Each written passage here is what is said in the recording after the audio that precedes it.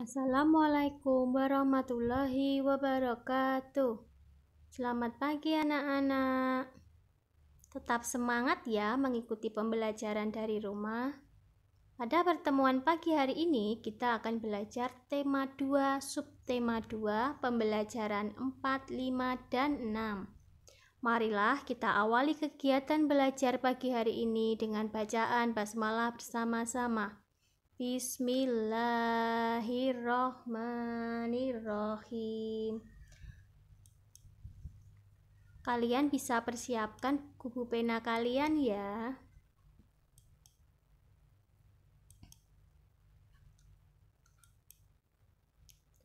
Keberagaman sifat teman-teman di sekolah. Kalian bisa buka buku pena kalian di halaman 140. Ada teman yang sifatnya sama dan ada teman yang sifatnya berbeda-beda. Kita sebaiknya menerapkan sikap toleransi terhadap setiap perbedaan tersebut. Toleransi merupakan sikap menghargai setiap perbedaan yang ada. Dengan bertoleransi, suasana belajar di kelas akan menjadi nyaman, menyenangkan. Proses belajar pun akan berjalan dengan lancar dan tertib. Kita sebaiknya tetap berteman baik dengan semua teman di kelas tanpa membeda-bedakan sifat. Jadi, Usrita harapkan kalian semua satu kelas, terutama kelas 3A, itu harus rukun. Tidak boleh membeda-bedakan teman. Ini pinter, aku maunya sama yang pinter, Ini temanku kecil lah, aku nggak mau, aku maunya sama teman-temanku yang badannya besar. Tidak boleh seperti itu. Jadi kita semua harus rukun. Keberagaman sifat tetangga di lingkungan sekitar. Setiap orang memiliki sifat yang berbeda satu sama lain. Seperti kemarin Usrita sudah berikan contoh sifat-sifat anggota keluarga. Masih ingat ya? Nah, sekarang kita belajar sifat tetangga di lingkungan sekitar kita. Misalnya, orang-orang yang kita temui di rumah, sekolah, atau lingkungan sekitar. Sebagai anggota masyarakat yang baik, kita sebaiknya memiliki rasa toleransi dan menghormati setiap perbedaan yang ada. Dengan keberagaman, kita belajar untuk saling menghargai dan menghormati perbedaan sifat yang dimiliki satu sama lain. Jadi, kalian dengan tetangga itu juga harus rukun. Kalian tahu sifat-sifat tetangga kalian. Sifat tetanggaku seperti ini ya, suka menolong. Tetanggaku suka memberi jajanan, memberi makanan. Jadi kalian harus saling menghormati, terlebih dengan tetangga yang berbeda agama. Kita lanjutkan ya.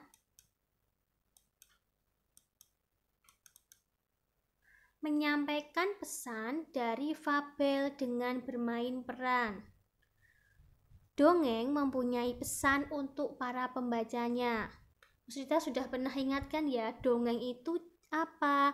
Dongeng itu cerita khayalan. Khayalan itu berarti dibuat-buat, berarti cerita yang tidak sebenarnya. Kita dapat menemukan pesan setelah memahami isi dongeng.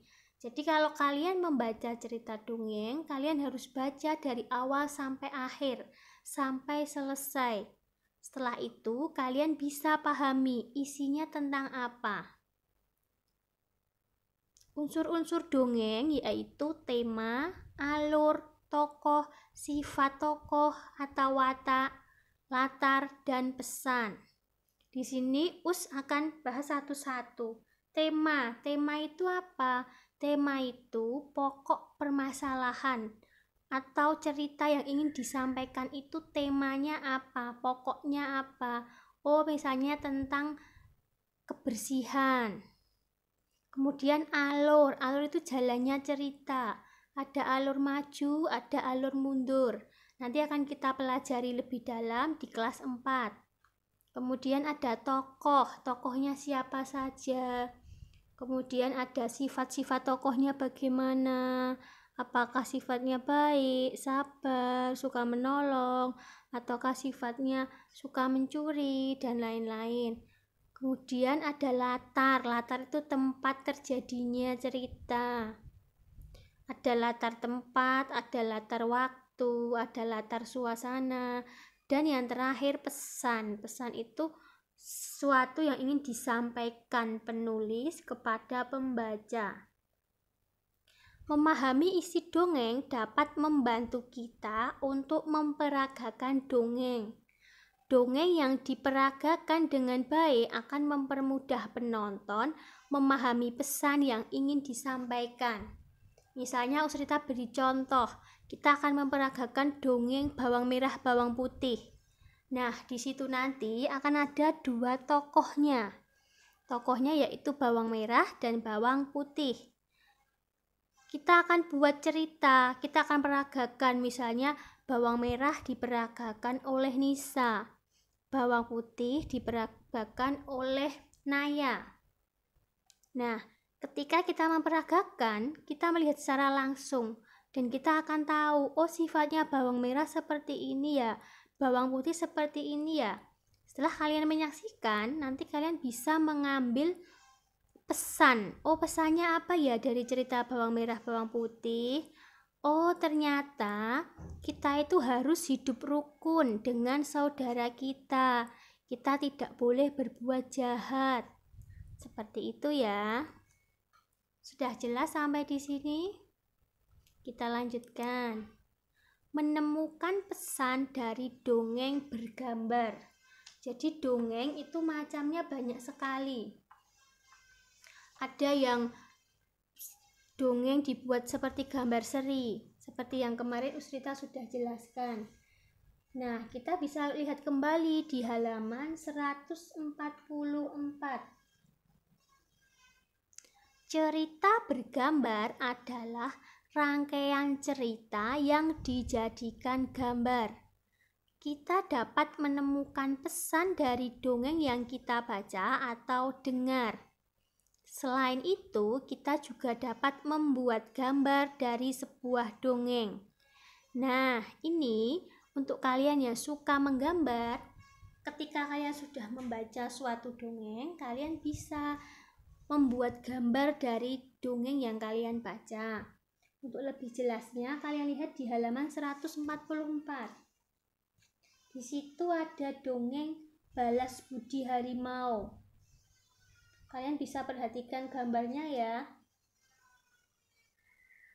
Nah, gambar-gambar itu merupakan rangkaian cerita yang dijadikan gambar. Maka disebut cerita bergambar. Usrita pernah ingatkan, ketika kita menulis cerita bergambar itu disesuaikan dengan gambarnya. Jangan sampai kita menulis sesuatu yang tidak terdapat di dalam gambar. Kita lanjut ya. Sifat pertukaran. Kemarin kita belajar sifat pertukaran. Pertukaran itu nama lainnya apa? Komutatif. Kemarin kita belajar komutatif pada penjumlahan. Pada pertemuan pagi ini kita akan belajar komutatif pada perkalian. Berarti tandanya ini diganti jadi perkalian. A kali B sama dengan B kali A. Diingat ya, tempatnya ditukar. Depan pindah belakang. Belakang pindah depan. Supaya lebih mudah mengingat seperti kemarin. Depan pasangannya belakang, tengah pasangannya tengah. Contohnya kalian lihat 52 kali 6 sama dengan 6 kali 52. Di tempatnya ditukar, depan, belakang, depan, belakang. Sudah, kalian bisa lihat pulpena kalian halaman 144.